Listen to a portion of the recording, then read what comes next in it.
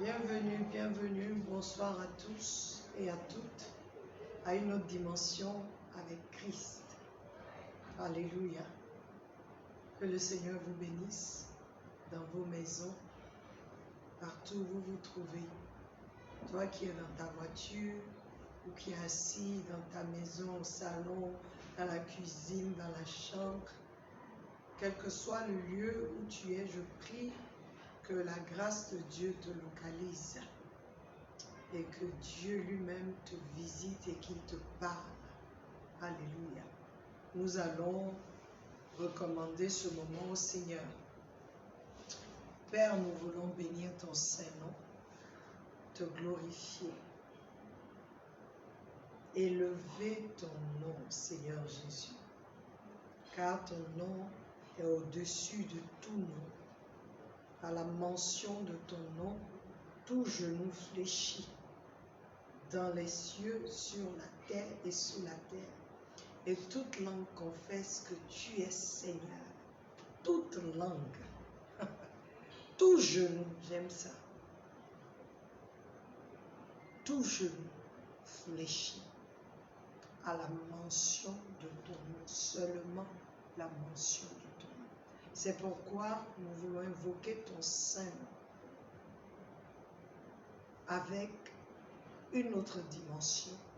Avec Christ, nous disons Jésus-Christ est le Seigneur d'une autre dimension. Jésus-Christ règne dans une autre dimension. Jésus-Christ se manifeste dans une autre dimension et par une autre dimension, dans le nom de Jésus. Nous allons chanter ce cantique que j'ai entendu dimanche et qui m'a fait du bien. Le nom de Jésus est grand. Le nom de Jésus est grand. Le nom de Jésus est grand. Le nom de Jésus est grand. Plus grand que les montagnes, plus grand que les étoiles. Le nom de Jésus est grand. Plus grand que les montagnes, plus grand que les étoiles, le nom de Jésus est grand. Déplace les montagnes, renverse les murailles, le nom de Jésus est grand. Déplace les montagnes, renverse les murailles, le nom de Jésus est grand. Il déplace les montagnes, renverse les murailles, le nom de Jésus est grand. Alléluia. Je voudrais que quelqu'un sache ce soir que le nom de Jésus est grand. Quel que soit ce que tu traverses, quel que soit là où tu te trouves, je voudrais te dire que le nom de Jésus est grand. Ce nom fait trembler les ténèbres. Ce nom donne la vie. Ce nom délivre les captifs. Ce nom guérit le cœur brisé, les malades. Ce nom, Jésus, est au-dessus de tout nom. Il déplace les montagnes, renverse les murailles. Le nom de Jésus est grand. Il déplace les montagnes, renverse les murailles, le nom de Jésus est grand. J'invoque le nom de Jésus dans ta famille, dans ta vie, dans ta maison, dans ton lieu de travail, dans tes affaires, dans ton business. J'invoque le nom de Jésus et je proclame qu'au nom de Jésus, tu as la victoire. Alléluia. Au nom de Jésus, en ce 9e mois, tu rentres dans ta bénédiction. C'est ce nom qui donne la vue aux aveugles. C'est ce nom qui décante les situations les plus compliquées. C'est en ce nom que Satan fuit. En ce nom, les ténèbres fuient. Il n'y a aucun autre nom que le nom de Jésus. Le nom de Jésus est grand, il est puissant, il est fort. Il est au-dessus de tout autre nom. Il est au-dessus de tout autre nom, le nom de Jésus. Ah! Il est au-dessus de tout autre nom. Mon cœur dira, point d'autre nom, Jésus, Jésus. Faut que ton cœur dise ce seul nom, quel que soit ce qui se passe. Que ta bouche, tes pensées, tes émotions proclament ce nom, invoque ce nom. Car c'est en ce nom que les maladies s'enfuient. C'est en ce nom que les aveugles voient. C'est en ce nom, le nom de Jésus, que les malades sont guéris, que les infirmités sont chassées du corps. C'est en ce nom, Jésus, que les démons tremblent et obéissent. En ce nom, les boiteux marchent, les lépreux sont purs. En ce nom, les morts sont ressuscités. Que le nom de Jésus soit invoqué dans ta maison. Amen. Amen. Amen. Alléluia. Le nom de Jésus est grand. Le nom de Jésus est grand. N'oublie pas cela. Le nom de Jésus est grand. Tu peux faire confiance au nom de Jésus. Tu peux t'attacher au nom de Jésus. N'aie pas peur. Jésus est vivant. Alléluia. Alléluia. Alors, bienvenue encore à la fac, la foire aux questions. Alléluia. Nous avons parlé des symboles du Saint-Esprit le samedi dernier. Et alors, nous avons reçu quelques questions. Nous allons commencer avec le premier qui est M. Gouané. Bonsoir, M. Gouané. Voici ce que M. Gouané dit. Bonsoir, pasteur. Très bon enseignement. Merci beaucoup. J'ai une question. Jean 1, 29. Le lendemain, il vit Jésus venant à lui et il dit, voici l'agneau de Dieu qui ôte le péché du monde. Tout ça, c'est ce que M. Gouané a écrit. Jean 1, 30. C'est celui dont j'ai dit, après moi vient un homme qui m'a précédé car il était avant moi. Matthieu 3,16. Dès que Jésus eut été baptisé, il sortit de l'eau, et voici, les cieux s'ouvrirent, et il vit l'Esprit de Dieu descendre comme une colombe et venir sur lui. La confirmation sous les yeux de Jean. Matthieu 11,2. Jean, ayant entendu parler dans sa prison des œuvres du Christ, lui fit dire par ses disciples: es-tu celui qui doit venir, ou devons-nous en entendre un autre? Ma question, tout ce que j'ai lu, c'est ce qui a été envoyé par M. Gouané. Sa question à M. Gouané: s'agit-il du même Jean-Baptiste? Si oui, deuxième question, pourquoi a-t-il douté de l'identité de Jésus après lui-même avoir confirmé qu'il était le Christ?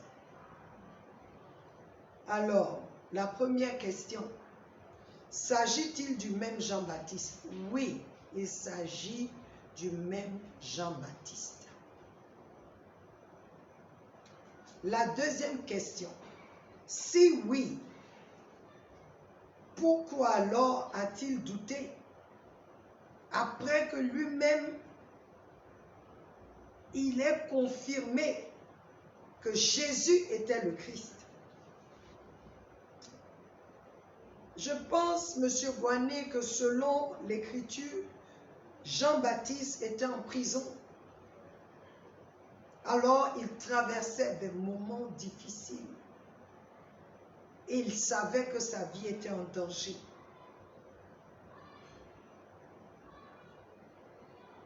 Combien parmi nous,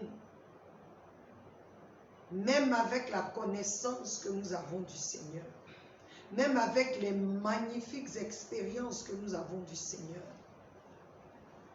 nous doutons souvent quand ça chauffe, quand il y a les difficultés. Je peux te dire une chose, que lorsque un enfant de Dieu est offensé par le silence de Dieu, il commence à douter de Dieu. Oui, quand ça chauffe, on peut dire comment Jean a douté, comment Jean-Baptiste a douté. Je peux te poser la même question. Comment toi-même, tu doutes souvent? Comment chacun de nous, nous doutons souvent? Quand c'est compliqué, on doute. Quand c'est dur, on doute. Parce que les problèmes parlent plus, nous parlent plus. C'est ce que nous ressentons le plus. Est-ce qu'il doit douter? Non. Est-ce que nous devons douter? Non. Mais quand les difficultés arrivent, je sais que ça peut arriver de douter. Et Jean-Baptiste était offensé par le silence du Seigneur. Justement parce qu'il s'est dit, il a confirmé, il a eu la confirmation que Jésus est le Sauveur, il est le Messie. Il se dit, il ne peut pas le laisser là où il est. Et on se dit ça tout le monde quand ça ne va pas. Non, Dieu, tu ne peux pas me laisser là. Surtout que je travaille pour toi. Combien se sont écartés du Seigneur à cause des difficultés? Parce qu'ils se sont dit, c'est pas possible. Un enfant de Dieu ne peut pas souffrir.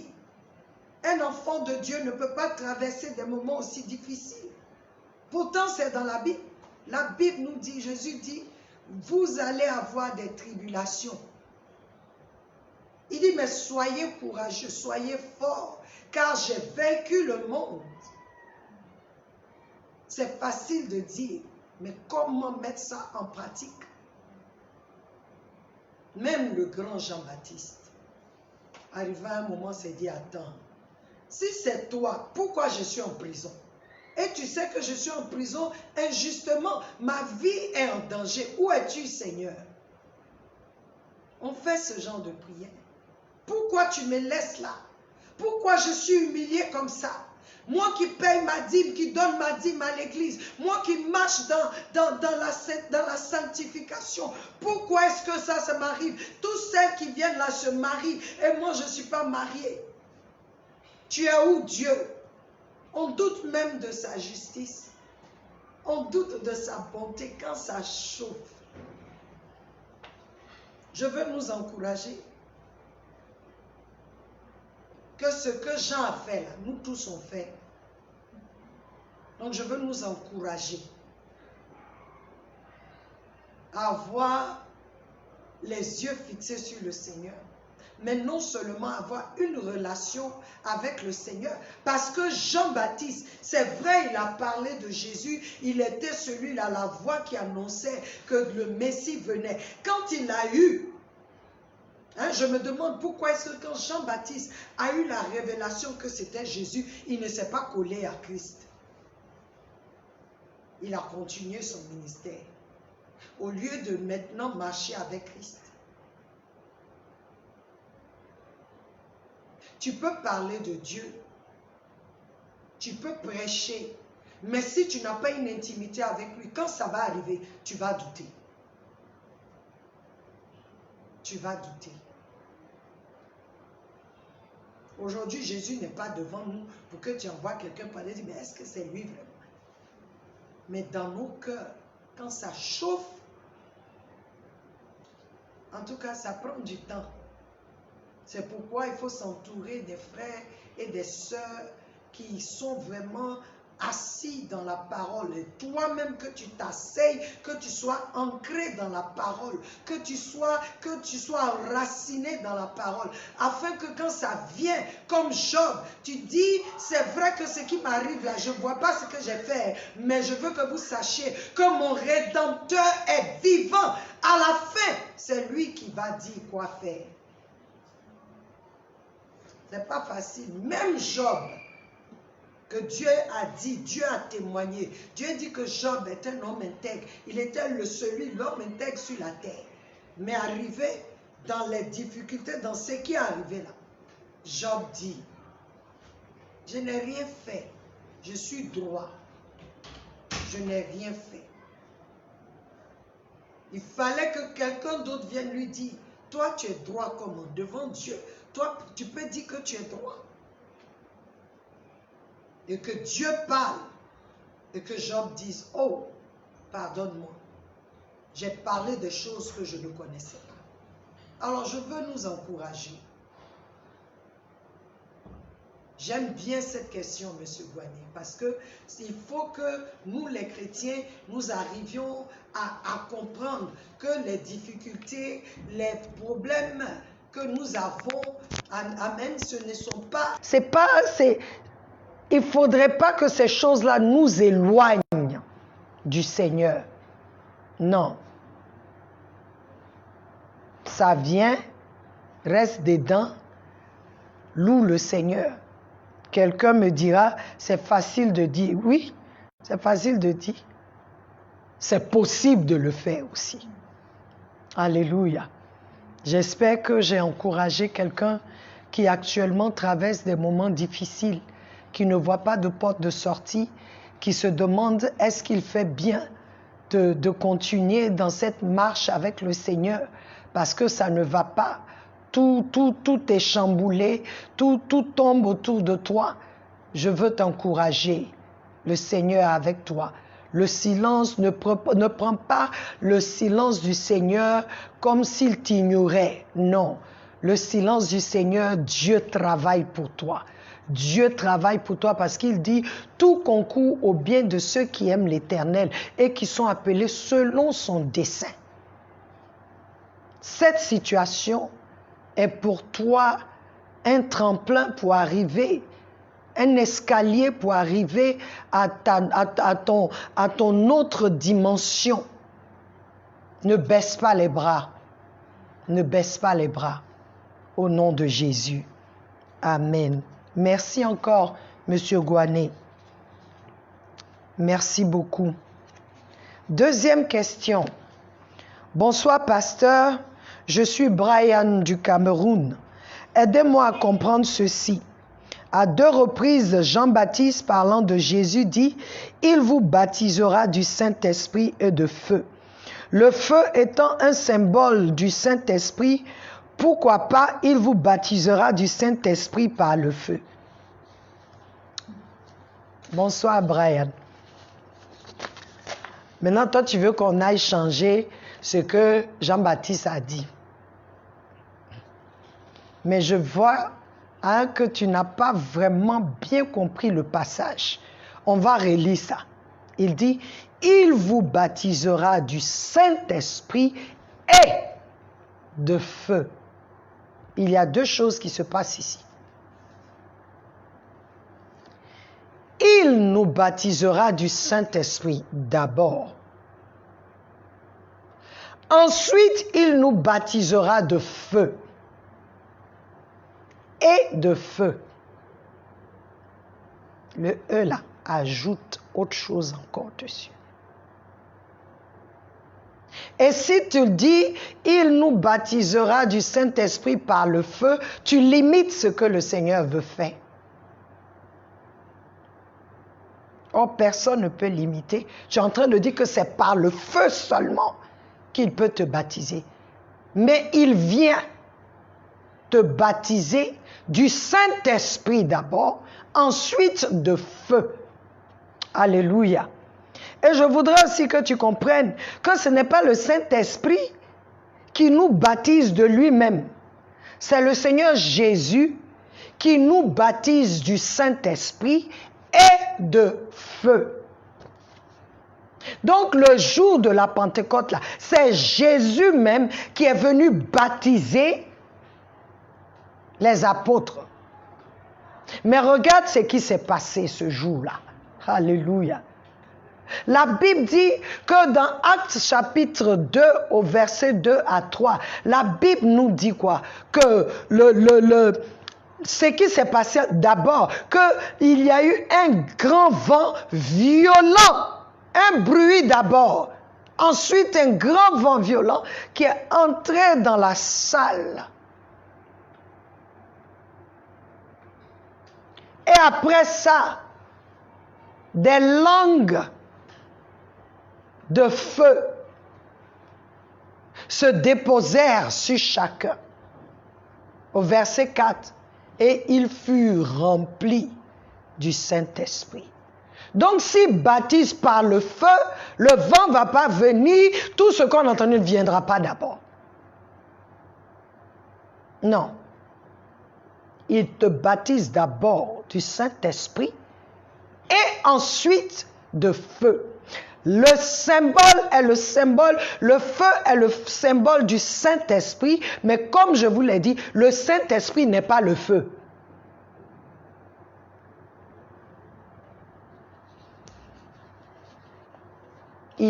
Le feu est son symbole, il utilise le feu. Donc il peut venir comme le feu dévorant, il peut venir comme le feu qui sanctifie, qui consume, qui enlève, qui purifie, il peut venir comme ça. Mais il est Dieu. Il est Dieu. Tu ne peux pas le mettre que dans une seule chose. J'espère que tu comprends ça. C'est Jésus qui baptise du Saint-Esprit et de feu. Lis bien le passage. Mais le Saint-Esprit peut venir sur toi et puis il peut utiliser, il peut le faire par le feu, il peut agir avec toi comme ça. Ça, c'est quand lui-même il fait. Mais là, c'est Jésus qui baptise. Alléluia. Sois béni. J'espère que tu as bien compris, Brian. Pas de confusion. Ce n'est pas le Saint-Esprit lui-même qui nous baptise de lui-même. C'est Jésus qui nous baptise du Saint-Esprit, d'abord, et de feu. Alléluia. 3e question. Bonsoir, pasteur. Éphésiens 1, 13 à 14. Le Saint-Esprit est un gage, donc une garantie pour mon salut, c'est-à-dire qu'il est pour moi un ticket pour le paradis. Monsieur Kodjane, Yamoussoukro, Côte d'Ivoire. Bonsoir, Monsieur Kodiane. Ton ticket pour le paradis, c'est le Seigneur Jésus-Christ. Le Saint-Esprit est le cachet qui atteste que tu as droit au paradis. Car tu as reçu le Seigneur Jésus-Christ. Et encore, je voudrais que ce soit clair. Sans Jésus-Christ, tu ne peux pas recevoir le Saint-Esprit.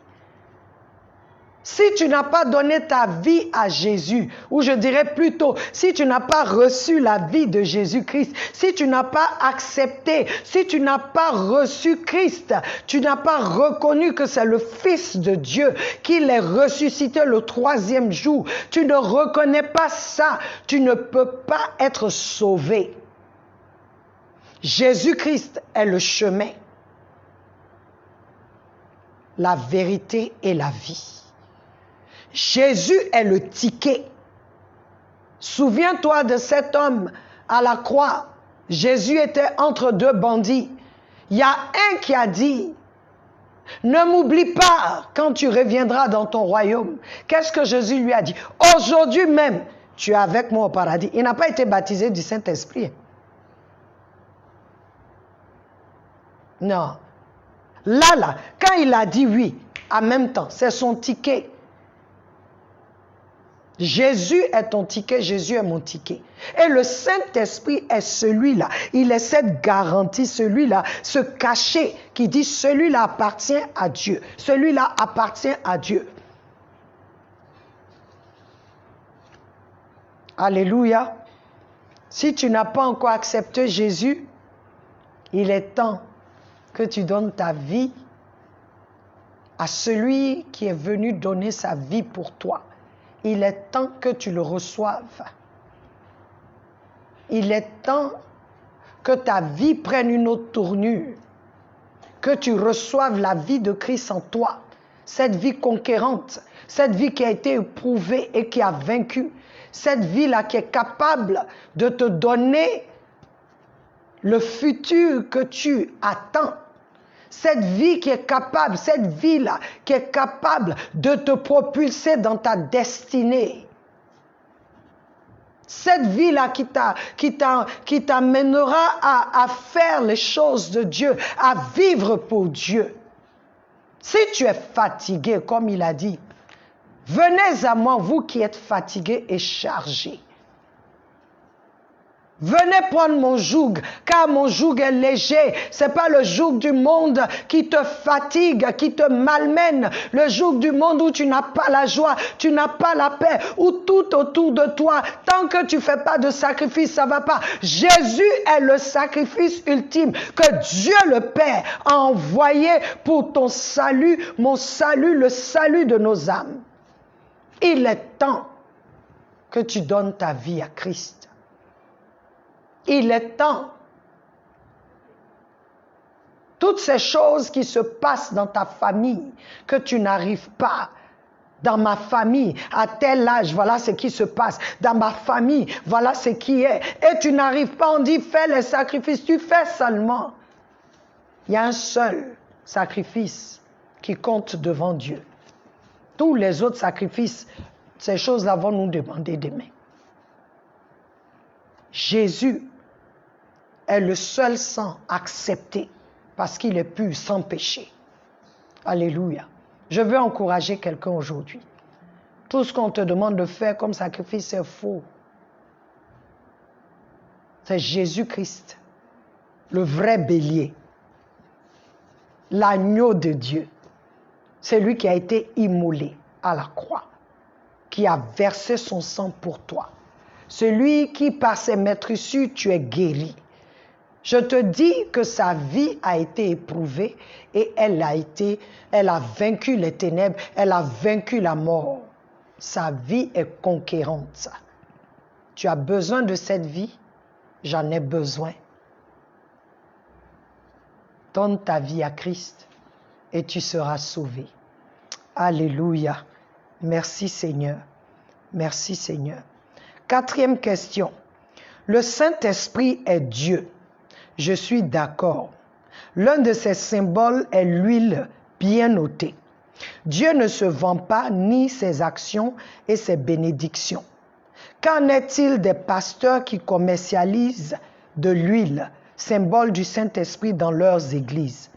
Anonyme. Bonsoir, Anonyme.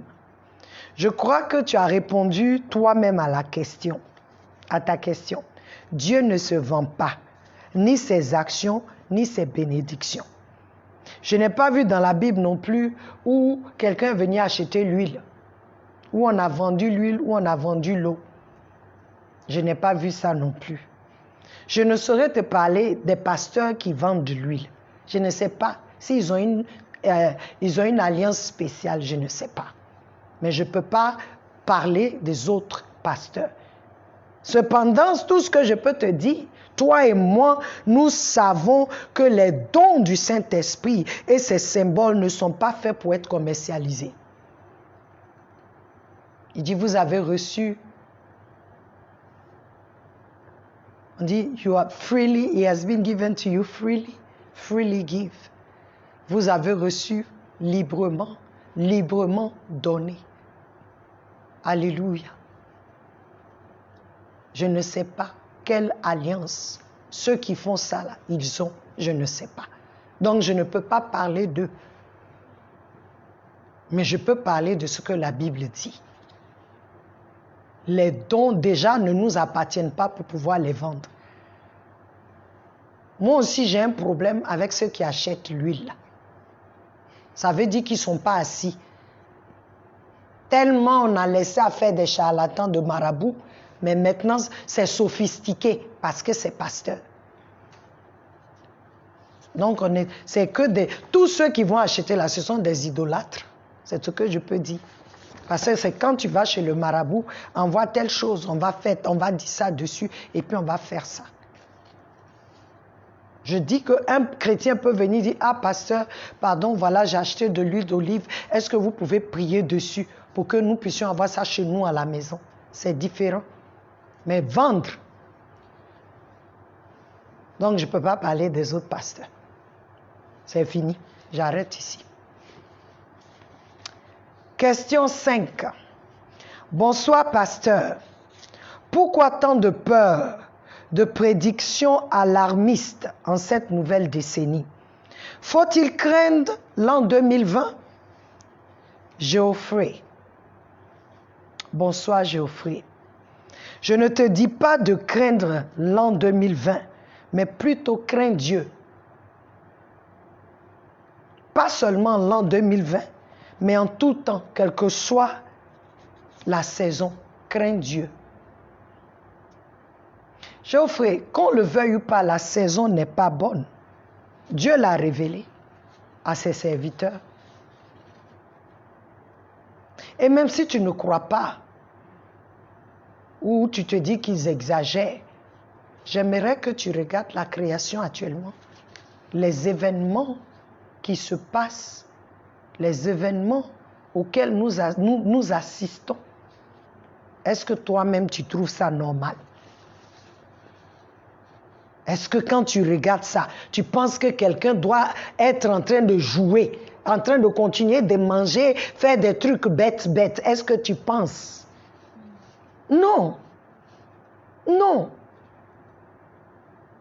C'est-à-dire, on n'aura pas d'excuses. Parce que même les événements, si tu ne veux pas entendre ce que disent les hommes de Dieu, tu dois au moins regarder les événements pour dire, on va chercher Dieu. On va chercher Dieu.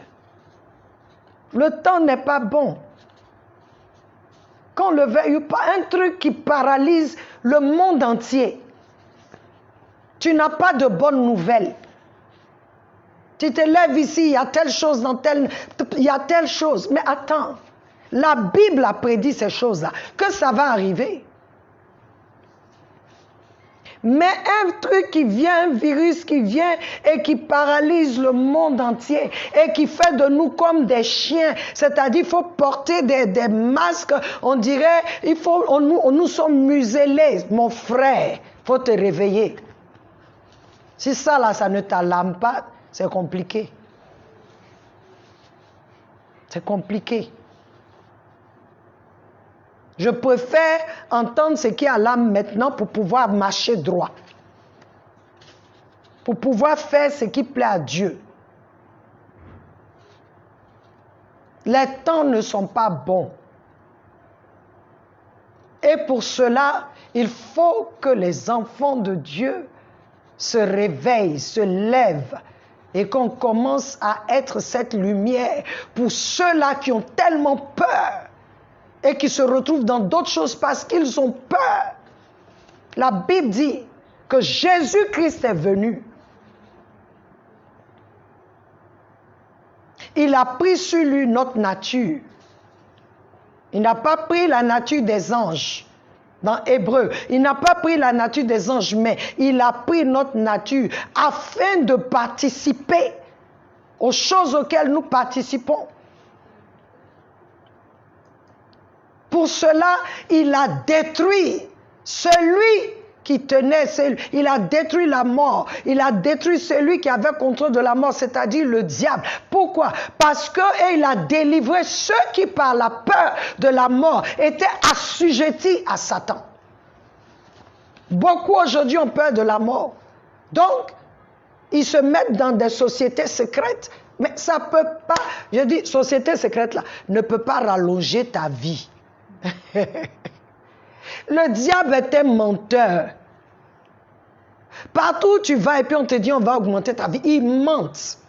La seule personne qui peut prolonger ta vie, c'est Christ. On a vu ça dans la Bible. Quand il était temps pour le roi Ézéchiel, la Bible nous dit, Ésaïe allait le trouver, Dieu dit, va lui dire, tu vas mourir de cette maladie-là, donc arrange ta maison avant de partir. Fais ton testament. Qui aura quoi, qui n'aura pas quoi. Mais quand il allait lui dire, il a pleuré. Il n'a rien dit. Quand le prophète est sorti, il a pleuré, il a dit à Dieu, j'ai été intègre dans ma marche avec toi. Je ne veux pas mourir maintenant, c'est ce qu'il disait. La Bible dit, Dieu dit à Esaïe, retourne, va lui dire, je vais ajouter 15 ans encore. C'est Dieu seul qui peut ajouter. Jésus-Christ seul qui peut ajouter à ta vie. Lui seul. Lui seul aussi peut enlever. Et il a laissé à Satan de pouvoir faire ça aussi. Souviens-toi, lorsque Dieu a dit à Satan, est-ce que tu as vu mon serviteur Job? Sur la terre, il n'y a aucun autre aussi intègre que lui. Quand il dit, bon, tu dis ça là parce que c'est parce que tu l'as béni. Tu as mis une aide de protection autour de lui. Je veux que tu saches, enfant de Dieu, tu es protégé. Il y a une aide de protection autour de toi. Il y a une muraille. Si toi-même tu ne fais pas la brèche, le serpent ne peut pas rentrer. Et Jésus est celui-là qui donne longue vie à quelqu'un. Tes jours sont écrits déjà. Il est le seul qui peut ajouter. Il est le seul. Donc, ce que tu mets autour de toi là pour la vie, là, faut jeter. C'est faux. C'est pour que Satan ait un œil sur toi. La bague que tu portes là, pour vivre là, c'est pour que Satan ait un œil sur toi. Tu n'as pas besoin de tout ça. Tu as besoin de recevoir Christ comme Seigneur et Sauveur. Et ta vie va changer. Alléluia. Choco, choco, tout va changer. Hein? En Jésus. Je veux que tu saches ça. Amen. Amen, amen, amen. Alors, je ne veux pas que tu aies peur, mais je veux que tu craignes Dieu. Crains Dieu et garde ses commandements. Cela sera la vie pour toi. Alléluia. Alors, notre dernière question. Le Saint-Esprit, une garantie absolue. J'aime ça. Ceux qui ont parlé cette fois-ci, là, c'est des connaisseurs. Que Dieu vous bénisse. Le Saint-Esprit, une garantie absolue. À partir du moment où je suis sûr d'aller au paradis, pourquoi ne pas vivre comme bon me semble? Anonyme France. Alléluia. Bonsoir Anonyme France. Est-ce que parce que tu es le fils ou la fille de tes parents, tu peux faire n'importe quoi dans la maison? Si tu réponds à cette question, tu as ta réponse. Alléluia. Ce n'est pas parce que tu es le fils ou la fille de tes parents que tu peux faire n'importe quoi. Que tu peux marcher comme tu veux. Que tu peux sortir de la maison et rentrer quand tu veux. Que tu peux parler à tes parents. Bon, en France encore, hein? On peut faire ça. Mais chez nous, ici en Afrique, là, c'est les soins intensifs qui te reçoivent. C'est pour te dire que parce que même tu as cette garantie-là, tu commences à vivre la vie qui est là-bas. Alléluia. Tu commences à vivre. Ça dit quand tu te regardes, tu sais que tu es fils du Très-Haut. Mon frère, je suis fille du Très-Haut. Tu veux que je marche comment? Tu veux que je marche avec les porcs? Non. Tu veux que j'aille m'enrouler dans la boue? Même mon être entier même va me dire, non, tu ne peux pas. C'est pas ça, c'est pas nous. Si tu es fils de Dieu en tout cas, tu ne peux pas vivre comme tu veux. C'est un bâtard qui vit comme il veut. Parce qu'il n'a pas d'éducation, il n'y a personne qui lui parle. Il devient un vagabond, il fait ce qu'il veut. Mais un vrai fils de Dieu, même quand il tombe, il se répand. Parce que la sainteté de Christ en lui, la vie sanctifiée, la sainte vie de Christ en lui, lui dit que ça là, c'est pas nous. Ne te souille pas. Alléluia. Ne te souille pas. En France, on peut faire n'importe quoi. C'est ça? Est-ce que même en France, tu peux faire n'importe quoi? Parce que tu es français, est-ce que tu peux faire n'importe quoi? Tu ne peux pas. Les forces de l'ordre vont venir t'attraper. Donc pourquoi nous les chrétiens même on pense que c'est fini donc je peux faire ce que je veux. Mais si tu fais ce que tu veux, c'est que tu n'es pas enfant de Dieu. C'est ce que je peux te dire. Arrivé à un moment, tu sais quand on grandit là, on peut faire des bêtises. Mais arrivé à un moment, non. Il y a un réveil là. Hein? Un réveil. Il y a une dignité céleste, divine, qui s'élève en toi pour te dire non. Tu es le temple du Saint-Esprit. Et la vie qui est en toi, ce n'est pas ta vie, c'est la vie de Christ. Ne la souille pas. C'est pourquoi Paul nous dit dans le livre de 1 Corinthiens, je crois 1 Corinthiens 6, 12, tout ça, il nous dit, ne savez-vous pas que vous êtes le temple du Saint-Esprit? Ne donnez pas vos membres, ne laissez pas vos membres dans les trucs, non. Il dit tes membres même là. Quand tu veux toucher quelque chose, pense 2 fois. Parce que ce sont tes membres, tes mains que le Seigneur va utiliser pour guérir.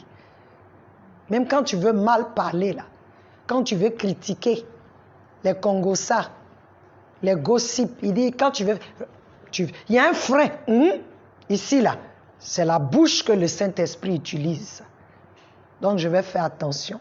Quand tu veux t'affairer pour rien, il y a quelque chose qui se lève. Le Saint-Esprit commence à te dire, non, nous sommes saints, nous on est saints, tu es saint. C'est pourquoi on est appelé des saints.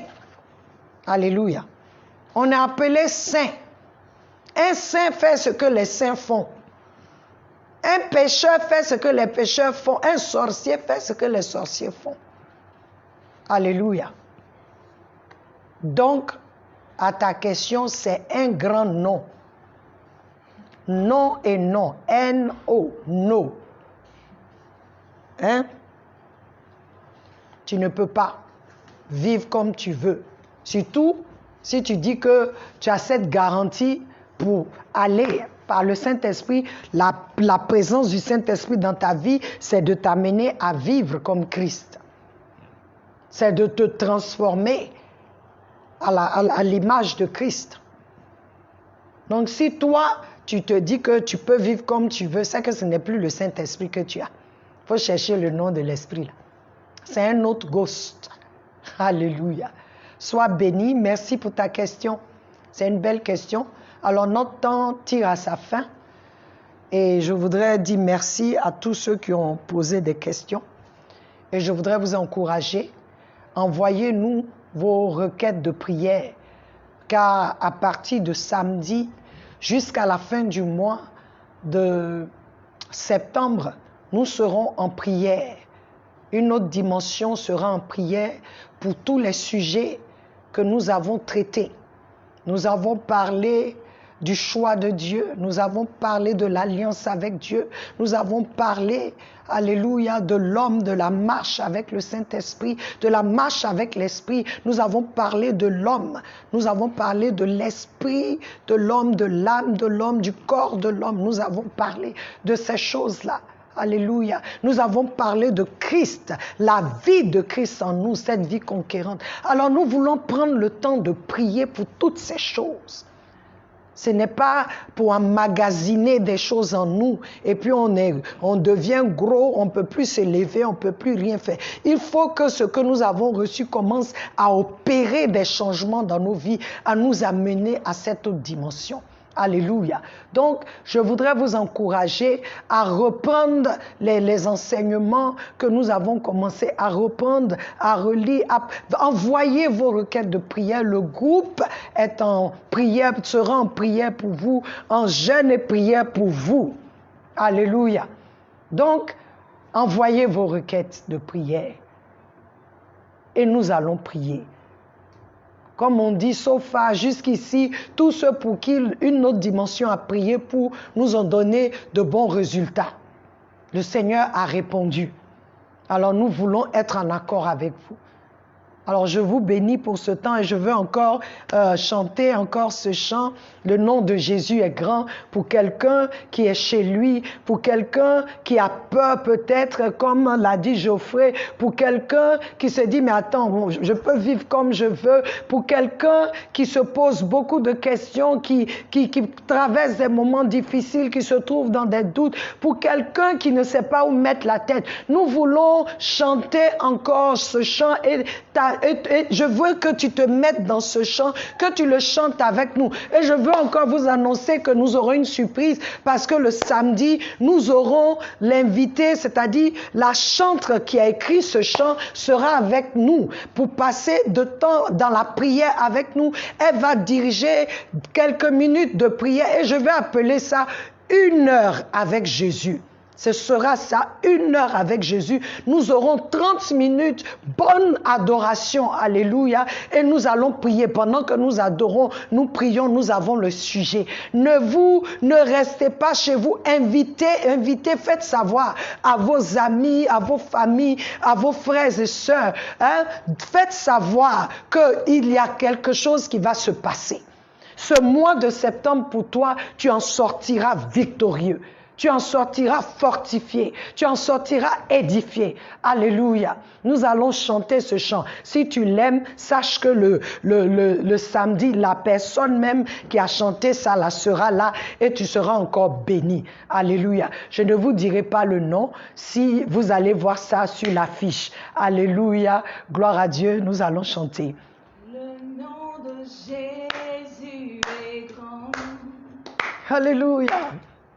Le nom de Jésus est grand.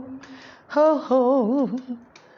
Le nom de Jésus est grand. Le nom de Jésus est grand. Plus grand que les montagnes. Plus grand que les étoiles. Le nom de Jésus est grand, plus grand que les montagnes, plus grand que les montagnes, plus grand que les étoiles. Le nom de Jésus est grand. Plus grand que tes problèmes, le nom de Jésus est grand. Alléluia. Plus grand que les étoiles, le nom de Jésus est grand. Il déplace les montagnes, le nom de Jésus. Déplace les montagnes, renverse les murailles, le nom de Jésus est grand. Déplace les montagnes. Il déplace les montagnes, renverse les murailles, le nom de Jésus est grand. Seigneur, en ton nom, que les murailles soient renversées. En ton nom, que les murailles ancestrales soient renversées. En ton nom, que les plans des ténèbres dans la vie de ton peuple soient déjoués, annulés au nom de Jésus. En ton nom, Seigneur Jésus-Christ, déplace cette montagne qui se tient au-devant de ton fils. Déplace cette montagne qui se tient au-devant de ta fille au nom de Jésus-Christ de Nazareth. Je déclare que toi qui es malade, au nom de Jésus, tu es guéri. Toi qui es malade, au nom de Jésus, tu es guéri. J'invoque le nom de Jésus dans ta maison, dans ta famille, et je proclame que tout genou fléchit et que toute langue confesse que Jésus-Christ est Seigneur. Alléluia. Merci encore d'être là. Et à samedi, à 1h, avec Jésus. Soyez bénis. Amen.